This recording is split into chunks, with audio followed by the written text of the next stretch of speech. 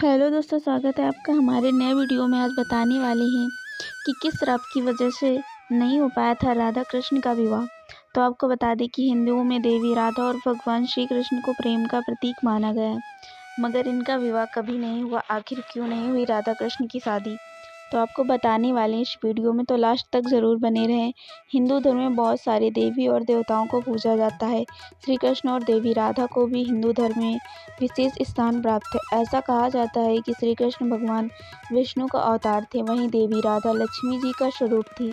राधा और कृष्ण के अलौकिक प्रेम से जुड़ी कई कहानियाँ प्रचलित हैं। इन दोनों की प्रेम गाथा पर कई फिल्में और टीवी सीरियल भी बनाए गए हैं। इन सभी में जहां एक तरफ राधा और कृष्ण की प्रेम लीलाओं को दिखाया गया है, वहीं दूसरी तरफ राधा और कृष्ण से बिछड़ने को भी नज़रअंदाज नहीं किया गया। अगर बात करें कि आजकल टीवी में एक और सीरियल प्रसारित होता है जिसका नाम है राधा कृष्ण। श्री कृष्ण और राधा की अनोखी प्रेमी कहानी के बाने इस सीरियल को लोग काफ़ी पसंद कर रहे हैं।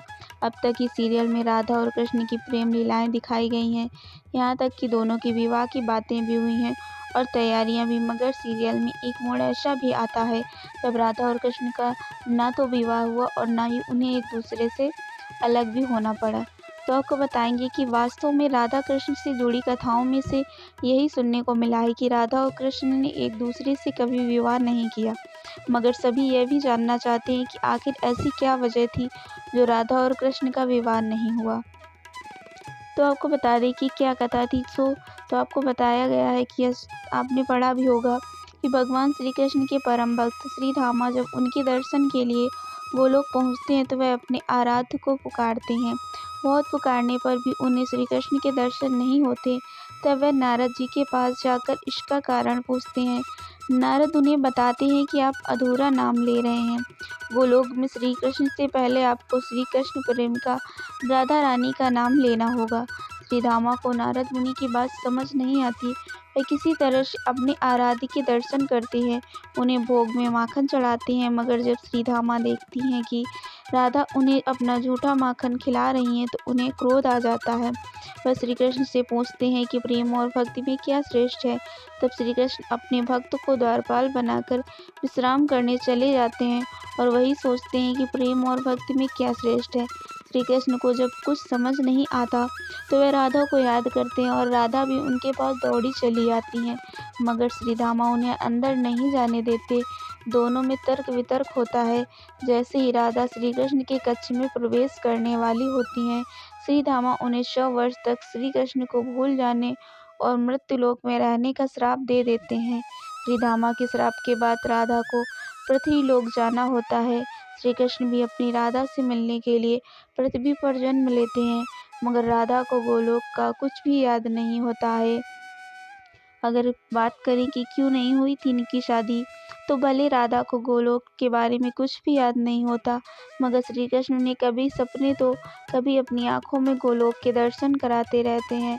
राधा को भी श्री कृष्ण से प्रेम हो जाता है, मगर राधा के बाल सखा महापंडित उग्रपद के पुत्र आयान को भी राधा से प्रेम होता है।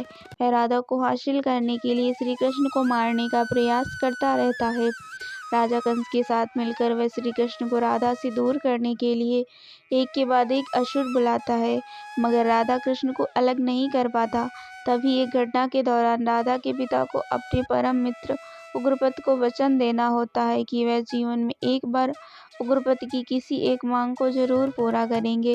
मौका आने पर उग्रपद अपने बेटे आयान का विवाह राधा से करने की बात रखते हैं, मगर राधा के पिता राधा का विवाह श्री कृष्ण से ही करना चाहते हैं और अपना वचन पूरा नहीं कर पाने के लिए वह संन्यास लेने की घोषणा कर देते हैं। तभी श्री कृष्ण को गोलोक में श्री धामा द्वारा राधा को दिया गया श्राप याद आता है। श्री कृष्ण इस बात का जिक्र राधा से करते हैं और विवाह को न करने की बात रखते हैं। इसके बाद ही वह राधा को पुत्री धर्म निभाने के लिए भी कहते हैं।